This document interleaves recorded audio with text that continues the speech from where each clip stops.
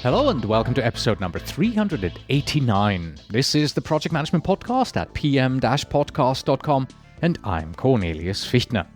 Conflict in project management is inevitable. In fact, they say that the only way to not have a project management conflict is to have a one-person project. And even then, some people have a tendency to argue with themselves.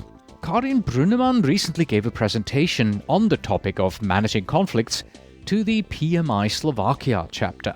And because it was such a success, she suggested that we bring it to you as well. If you are a project manager who wants to become PMP or PMI ACP certified, then the easiest way to do so is with our sister podcasts, the PM Prepcast or the Agile Prepcast, and get your certification training for the exam by watching the in-depth exam prep video training from pmprepcast.com. Karin's presentation and our interview is full of solid advice and best practices that you can apply to the conflicts you will inevitably encounter.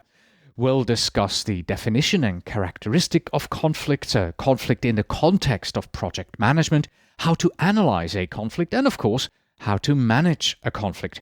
A big part of the interview is actually focused on that last part, the actual project management conflict resolution. We are, however, not going to talk about conflict resolution on multicultural projects. That is reserved for next week. And now, are you looking at me? Enjoy the interview. The Project Management Podcasts feature interview. Today with Karin Brunnemann, PMP, intercultural expert.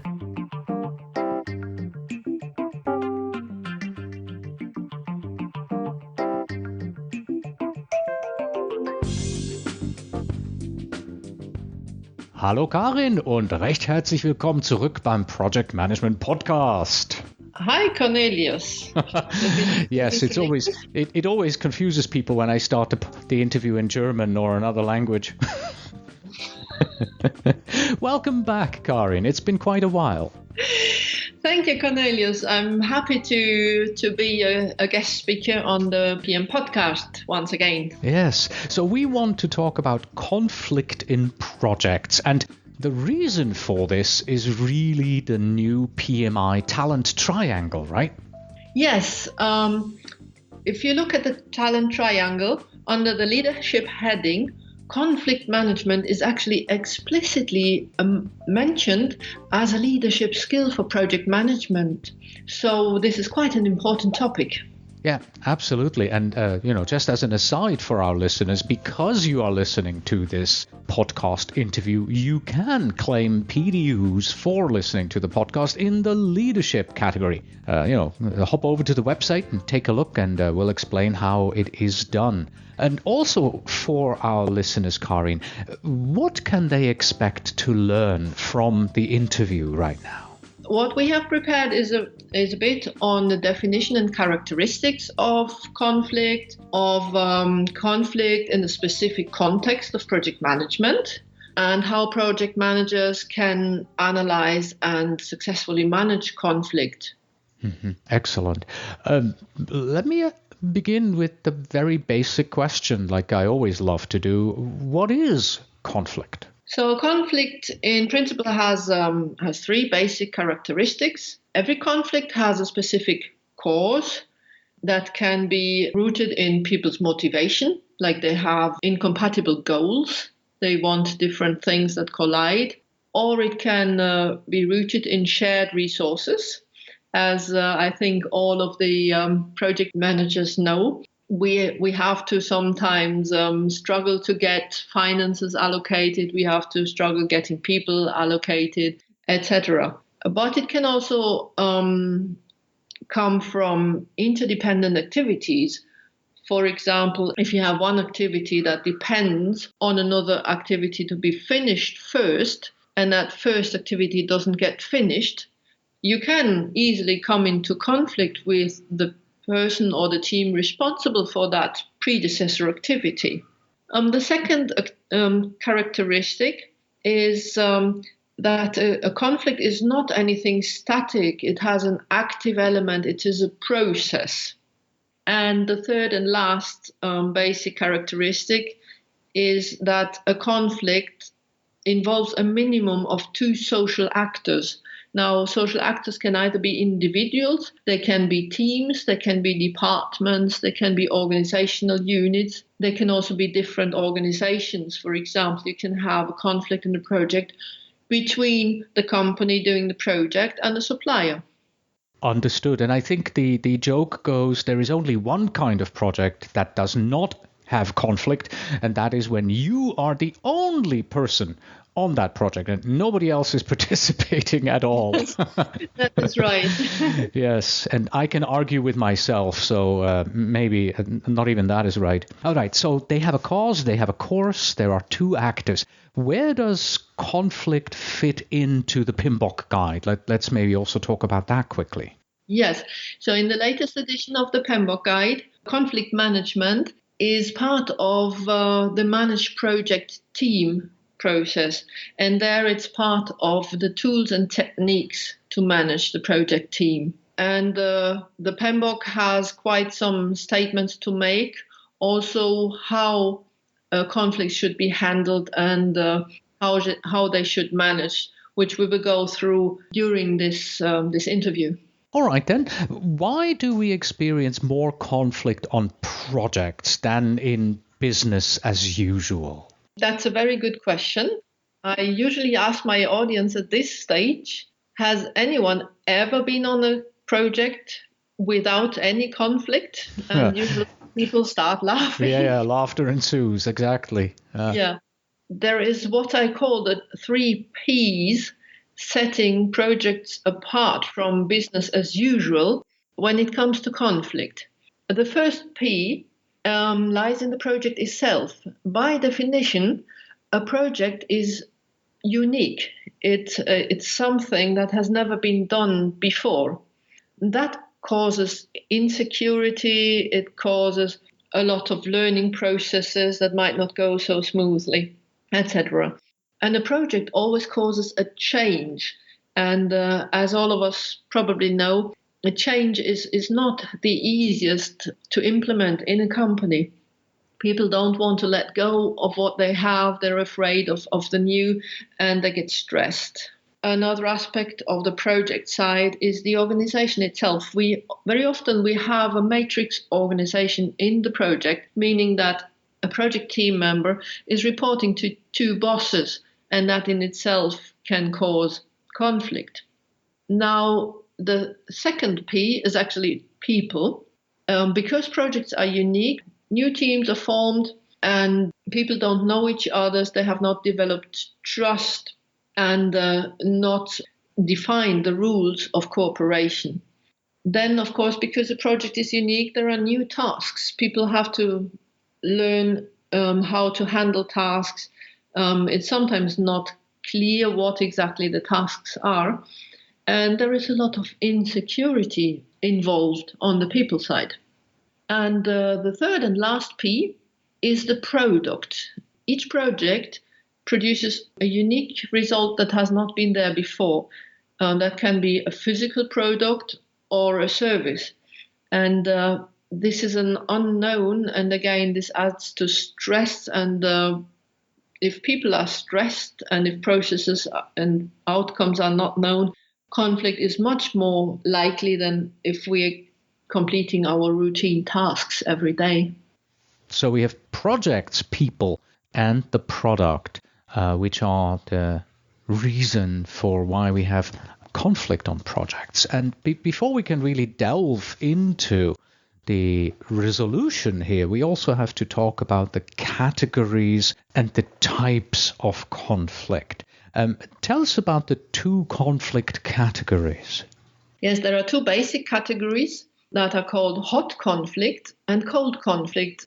Now, a hot conflict is usually very visible. People are sometimes shouting at each other or at least arguing. Parties are usually very passionate about their interests and their goals. It can look very, very dramatic. I've been in a couple of projects where people have really been shouting and screaming at each other. But the good news is that a hot conflict often looks a lot worse than it really is.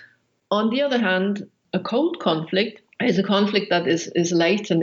It's below the surface, and such conflicts they're more dangerous in terms that they're smoldering. They can last very long, and the parties involved they can actually get very disappointed, demotivated, even cynical.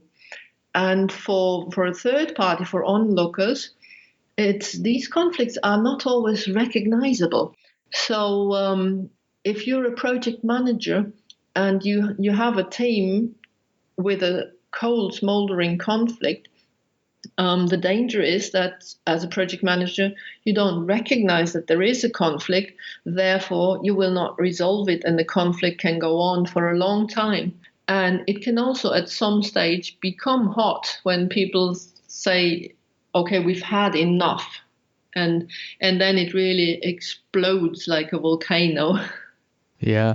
Next to the hot and cold conflicts, we also have the destructive and constructive conflict. Tell us about those.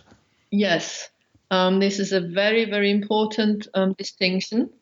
In a destructive conflict, these conflicts usually can lead to a slowdown or standstill of the project work. They can involve personal attacks, not physical attacks, but verbal attacks, hopefully only verbal attacks, between the conflict parties. And they actually distract the team and the individuals working on the project from achieving the goals and completing the tasks. And destructive conflicts tend to be very emotional because of that personal involvement. Constructive conflict, on the other hand, usually leads to a lot deeper understanding and root cause identification. It leads to higher quality decisions and also commitment of the parties involved.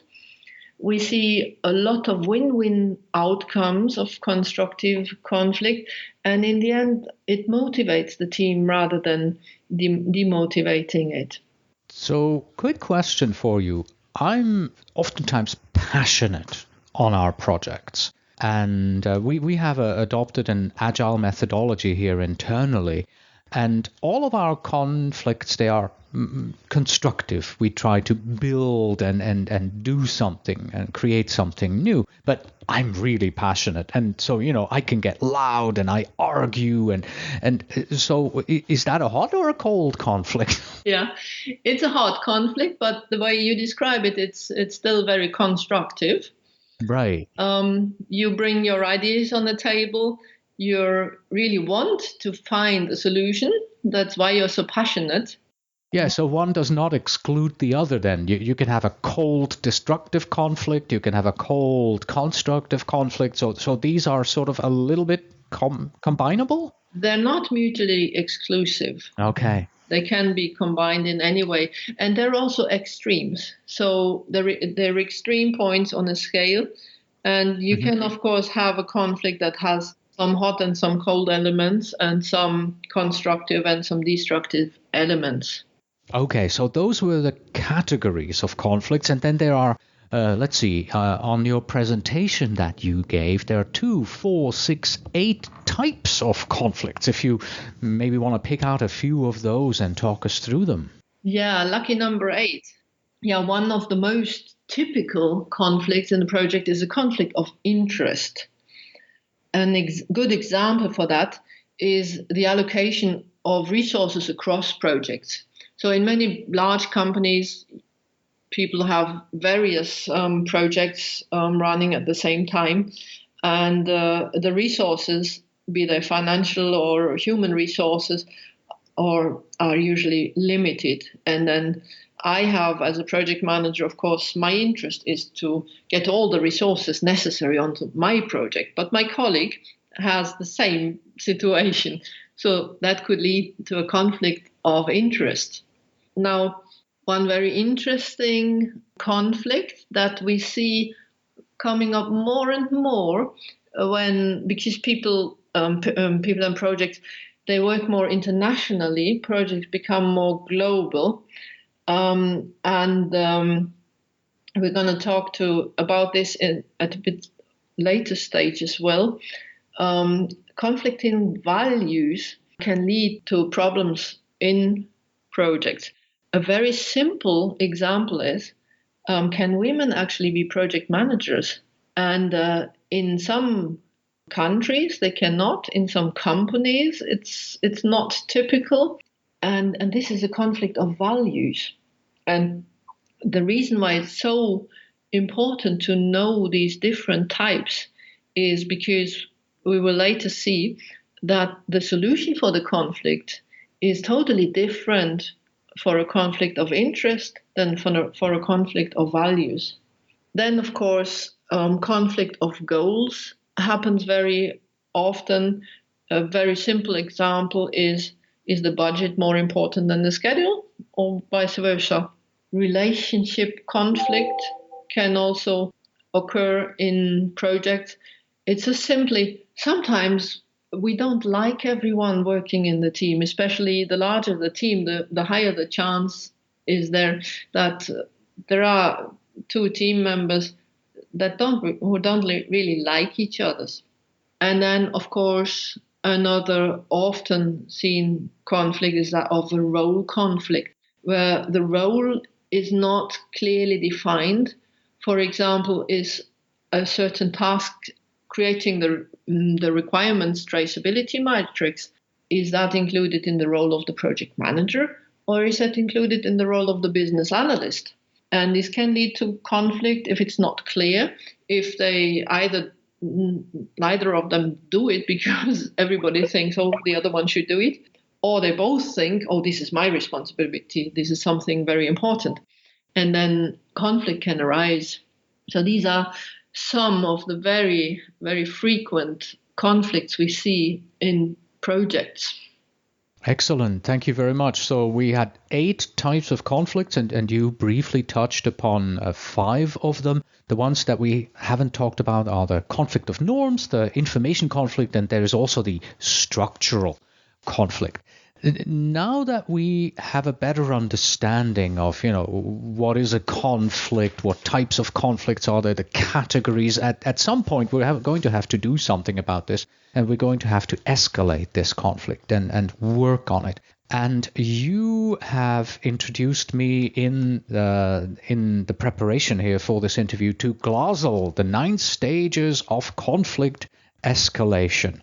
Talk about this for our listeners here, please. Yes, GLASL has come up many years ago already with a model including 9 stages of conflict, and he has actually bundled them into nice packages of 3 each.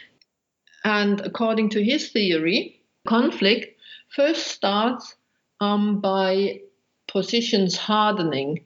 That means that we don't agree anymore. Everybody says, well, I have my opinion and I'm right, and you have your opinion and you're wrong. And this is really the first stage of a conflict. If the conflict does not get resolved at this stage, it can escalate to a second stage where we see a lot of debates and polemics. So, people say, oh, they always do it the wrong way, and we shouldn't listen to them, etc., etc. And if it's still not resolved, it can lead to a stage where there are actions, not words. Again, action in this case does not mean that I physically attack the other conflict party, but for example, I just don't complete a certain task. I just leave it behind because I don't want to do it, because I'm upset. These first 3 stages can still be solved in a win-win method. So it's not escalated too much. The conflict parties are still talking to each other, and they still have the strength and opportunity to work this out and both come out with a win. If the conflict is still not solved, it's escalated again to a stage 4 that GLASL called images and coalitions. Images in a way that I talk down on the other conflict party, saying something like, oh, they're all pigs, they're all silly people, labeling them with an image. And I start form coalitions. I try to bring people onto my side against the other conflict party. The next and fifth stage of escalation is loss of faith. People who have been working a lot in Asia know that it's very important there to keep faith and not to lose it. But it's also in actually worldwide. I don't want to lose faith. I don't want to stand up and say, okay, I was really wrong there, and admit that I have lost the battle or the conflict there. And the sixth stage is then strategies of threats. Again, this sounds rather dramatic, but we should think in terms of threats like, if you don't stop this, I will tell your boss. Not if you don't stop this, I will hit you. It's hopefully we're all civilized people and keep this on a verbal level. And these stages 4, 5, and 6, they usually end with a win-lose situation. One party is going to win, the other party is going to lose. So there is no win-win option here anymore once the conflict has escalated to these stages. Then we get into a red zone. Stage number 7, limited destruction. That means that, for example, I don't do my tasks anymore on the project, and we miss deadlines, we upset the customer, and there is some damage done to the project. The next stage, number 8, fragmentation. That means like the project team is just falling apart. The entire project is falling apart and cannot be continued anymore. And the last escalation stage, step number 9, Glasgow called together into abyss. That means we're all going down on this. The project is failing. We all lose our jobs. We lose the customer, etc. And these last 3 stages, they will definitely lead to a lose situation. Nobody can win there anymore. It sounds like this is just a spiral going down, down, down, down. Is there an option at some point to say, stop, let's de-escalate this, let's go back up? Absolutely. I'm glad you asked that question. It's a two-way. It's best to imagine this as a staircase. You can go up, but you can also go down again. Mm-hmm. It's very easy to go down again during the first stages. If you come towards the top of the stairs, you will probably need external help. Yeah, if you're at stage 9, right? Yeah, so once you get past the stage loss of faith, you probably need some neutral third party. And that can be the project manager. Solving a conflict between 2 team members, or not solving it at this stage, but de-escalating it, sitting down with them, saying, hey, we're all in this together, let's work this out, let's calm down, let's get back to the roots, let's have a look at this, etc. If you get into the red zone, like stages 7, 8, 9, you probably need an external mediator, professional mediator, to help you get back down. Mm-hmm. I remember a situation many years ago. I was still a junior project manager, and there were 2 team members on our team. They couldn't stand each other. They that it was well known within the company that these 2, they have problems with each other, and we needed them to work together. And so I set up a meeting with them to bring them together. And I left my office, and my boss looked at me and just said, "Good luck." Because he knew what kind of a toxic situation I was getting into. And then I was completely surprised because I walked into this meeting. The 2 were already there. We talked it out. They were completely civilized. They worked with each other. They tried their best to get this going. And it was an absolutely unexpected thing. So I expected to be at the point of, 6 strategies, threats, where things really go down south quickly.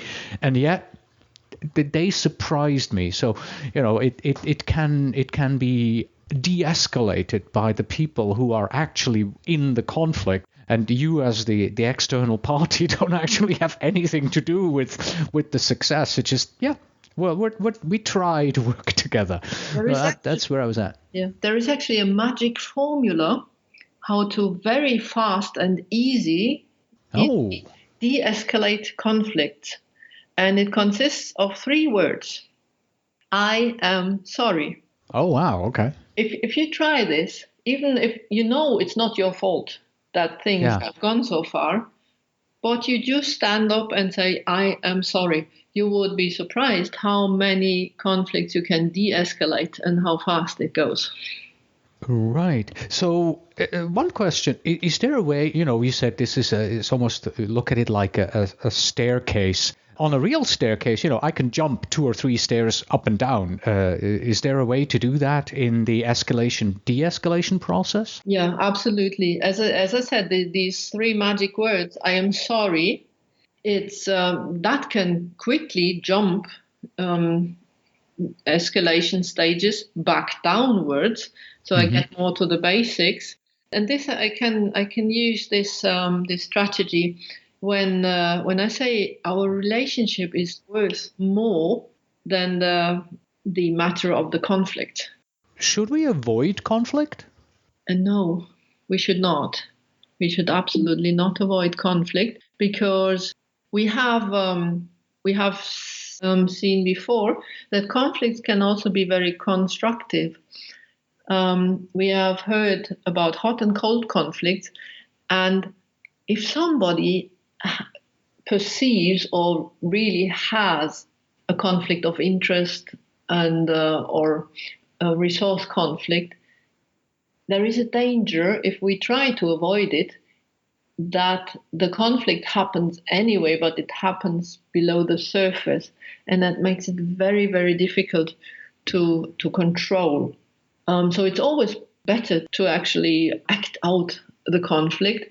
But the project manager is responsible for setting rules for conflicts, that we speak with each other in a civilized manner, that we present our opinions in a professional way, that we criticize the issue but not the person, etc., to avoid that the conflict gets escalated.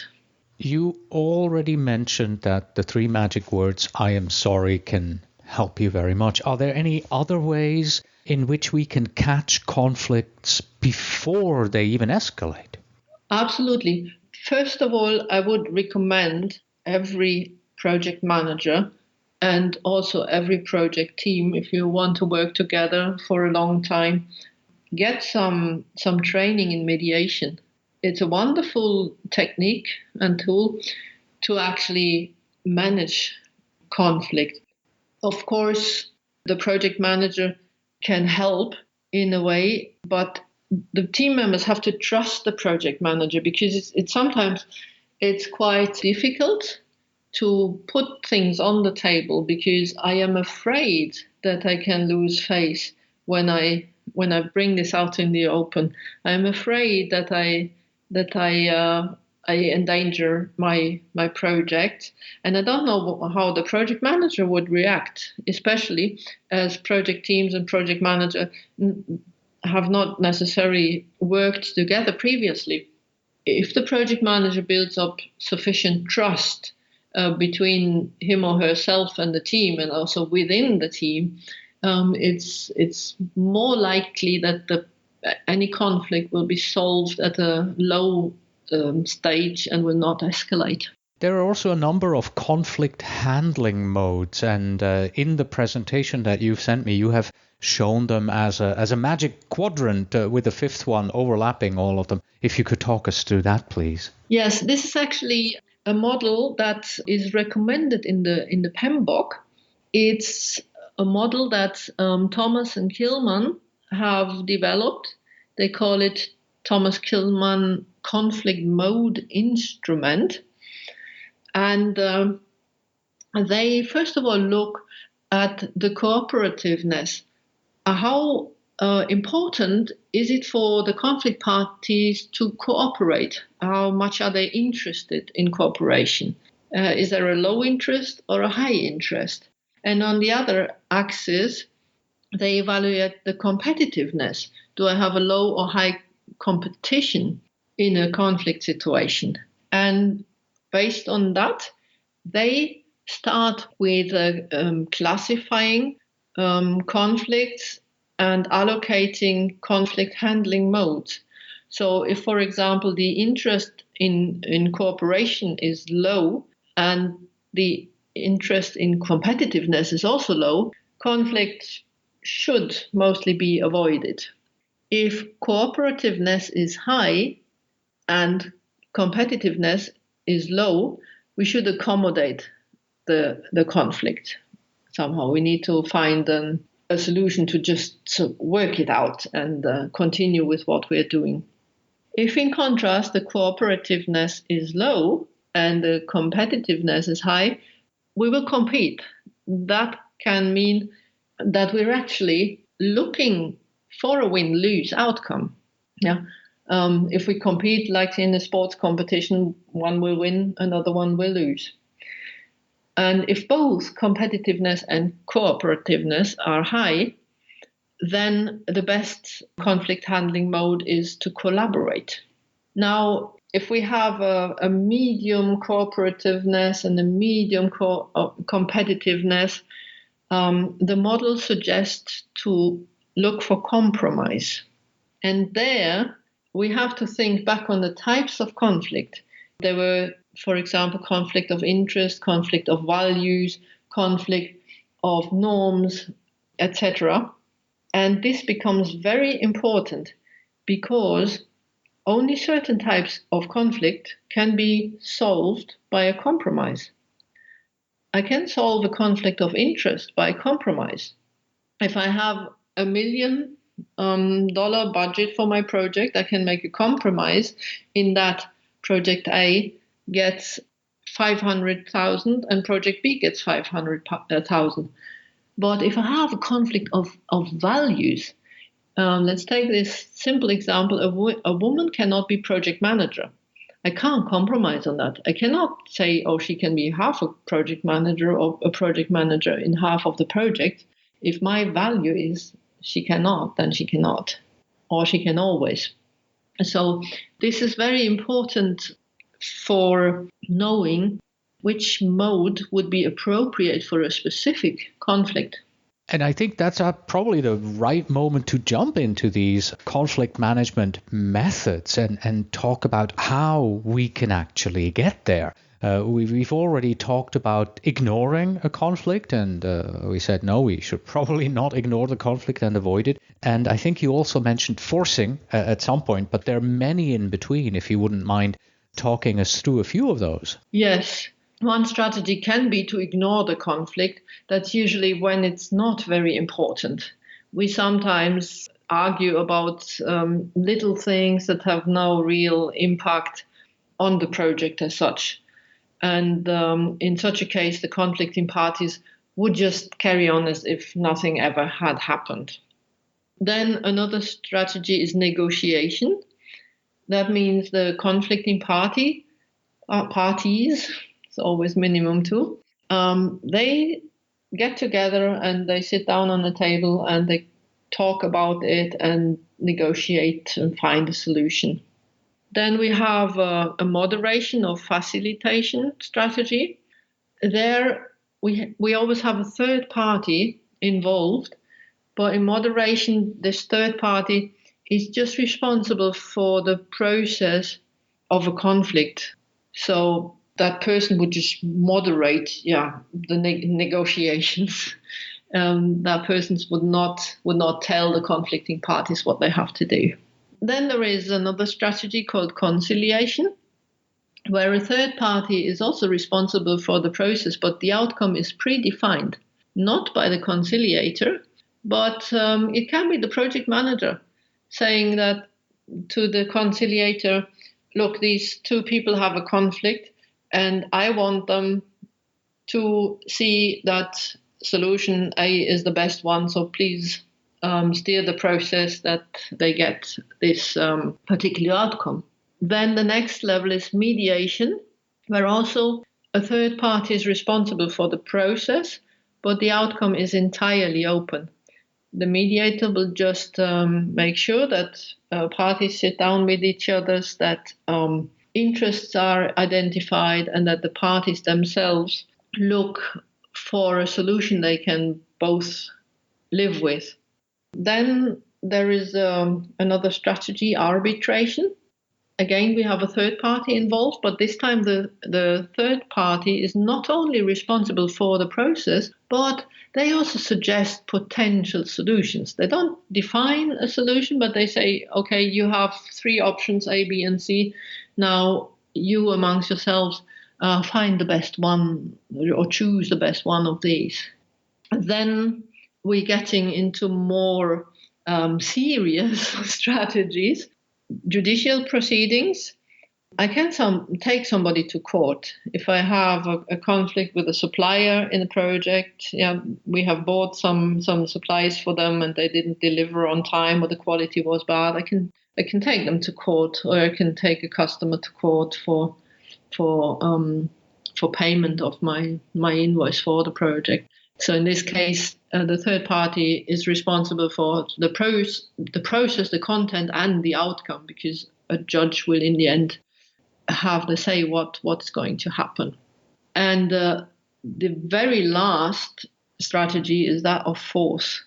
That means one of the parties uses force to achieve its desired outcome. Again, we should not think about physical force, but think rather in terms of if 2 people on the project team don't get on with each other and they cannot absolutely not solve their conflict, one of them gets fired. That would be force. I force somebody out of the project team. And these are again, we have the lucky number of 8 different. Yeah, exactly. It seems to me that when you went through these, the more towards the judicial process you went, the more the conflicting parties lost their ability to manage anything. In the beginning, you can negotiate, you can figure it out yourself. Then somewhere in the middle, the person that is working with you, the third party, is responsible to come up with the solutions, and all you can do is choose whatever solution they have selected. And in the end, if you're in front of a judge, the judge is just gonna hammer his or her gavel and say, boink, this is it, this is what you guys are going to do. And so you lose control over the process of finding a solution to the conflict here. Absolutely, you lose control, and you will also lose something on the way, because if you go into arbitration, judicial proceedings and force, that's not a win-win outcome anymore. No, it becomes lose-lose or lose-win maybe, but yeah, somebody's going to lose there. Yeah. Yes, absolutely. These strategies, they're also kind of reflect the escalation a little bit. Yeah, absolutely. 100%. Okay then, and now let's bring everything to a close here and make sure that we don't lose control over the process and the solutions that we are going to find. You have a conflict resolution 4-step approach that we can all use when we get to a conflict. Talk us through that, if you please. Yes, it works very well as long as the conflicts don't get too complicated or too complex. Like, for example, there is like 5 different parties involved. It might not work anymore, but the vast majority of projects in conflict are rather simple, and they can be resolved applying this model. First of all, the first step, define the problem. You should allow all involved parties to present their views, their interests, etc. This sounds so easy, but this is the most difficult part of the conflict, to actually get to the root causes of it, to the real interest. and not the positions of people. And once the real interest and the real point of view are on the table, it's quite easy to move on. So in the second step, the parties should establish consensus. Consensus in a way that they agree that a conflict exists, that it should be solved, who should solve it, and what the desired outcome could look like. Yeah, it's not an agreement in terms of the issue, but on the conflict itself. And then you can take it to the third step, develop solutions, plural. The conflict parties should see that they develop alternative solutions and then evaluate these solutions and select one of them and agree on that solution. And then the next and last step is to implement the chosen solution. The parties should define concrete steps, what to do. They should see what success looks like. How do we know we have in the end solved the conflict and everything is good again? And during this implementation phase, they should regularly monitor and evaluate the progress they make towards the solution implementation. Excellent. So to repeat, the 4 steps are, first of all, define the problem. Step 2, establish consensus. Step 3, develop solutions. And then step 4, implement the solutions. Karin, thank you so much for your time today. That was very interesting. I appreciate it. You're very welcome. Thank you, Cornelius. And that was our interview on conflict resolution in project management with Karin Brünnemann.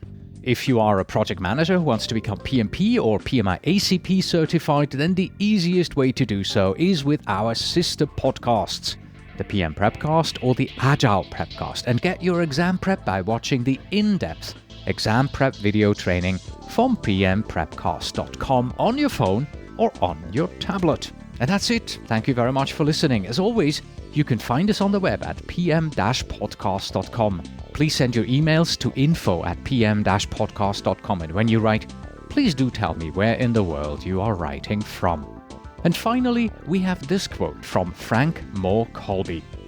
I know of no more disagreeable situation than to be left feeling generally angry without anybody in particular to be angry at. Until next time.